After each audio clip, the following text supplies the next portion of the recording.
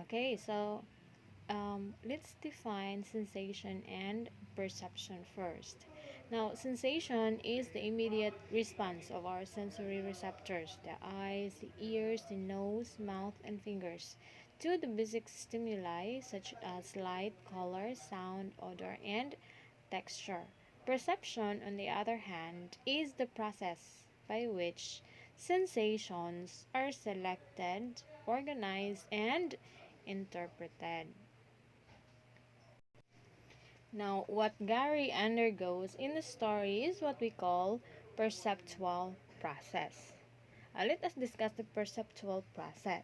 Okay, so of course it starts with sensory stimuli such as the sight, sound, smell, taste, texture, kanisha.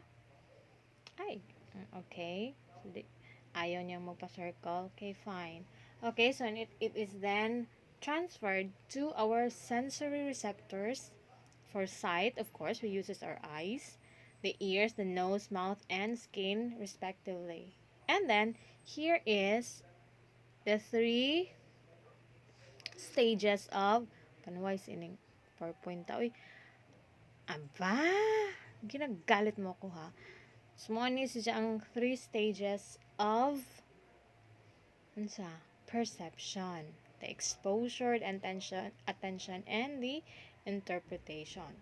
Now, in Gary's case, now he was exposed, and then his attention was taken, and of course, he interpret according to his cultural background. Now, diba, in the story, Gary is an American who went to Europe for a vacation. Now, what Gary experienced with the milk is an example of how a consumer's cultural background largely determines his expectations. No? Americans and the Europeans have different expectations as to drinking milk. Nga naman, the Americans has this particular large shelf of refrigerator. Dagko kayo na silang sudlanan. No? They are fond of stocking milk in the refrigerator because fresh milk man ang ilaha.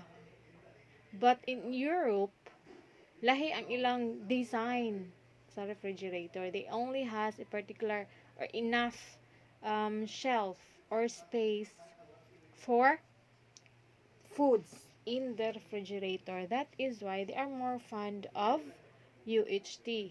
Ang kanang UHT milk, guys, for general information laman, kasi naglibog ba difference ang UHT milk o fresh milk. Ma'am, nalabad sing parehara man ang milk. Yes, para na sila milk. It's the process that differs. No? Kaya ang UHT, gipreheat na siya to destroy the bacteria. So, UHT milk can stand 5 to 6 months in a shelves without refrigeration. While fresh milk, from the word fresh, gamay ra ang ilang wa na siya gi-preheat, but instead gi-process ra na siya, gi-clean up, gisudog sana kanang milk carton, and then of course it needs to be stored in a refrigerator to stay fresh. So mao man na ang by culture Americans, no, stored milk in refrigerator because mao man na ang ilalagi kay fresh milk man kasagaran.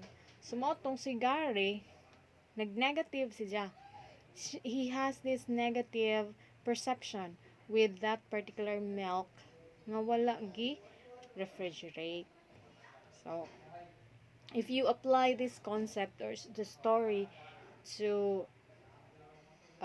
consumer behavior, so right on, you can safely say that a consumer's cultural background affects the way he behaves when it comes to purchase.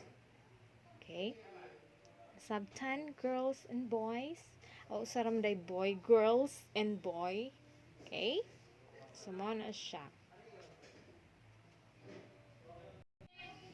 So just like a computer, we human being undergo stages of information processing in which we input and store stimuli. So ito nang dawa to ng stimuli and then we store it in our mind. And we receive external stimuli or sensory inputs on a number of channels.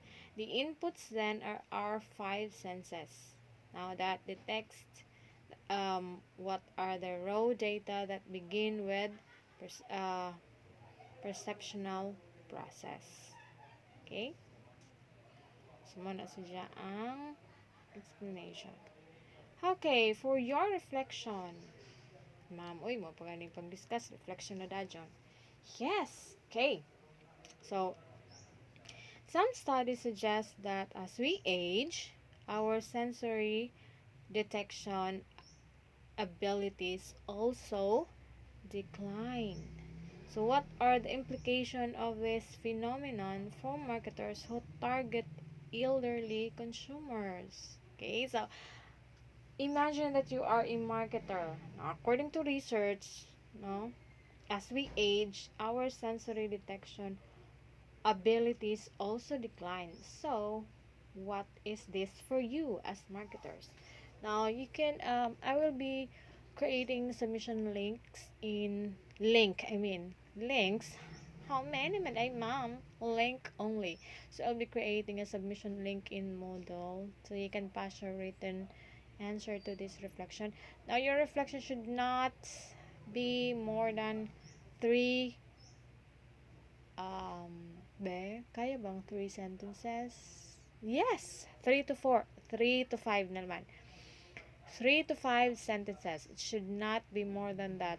There will be a particular deduction, no, for those that will write a novel. Charot.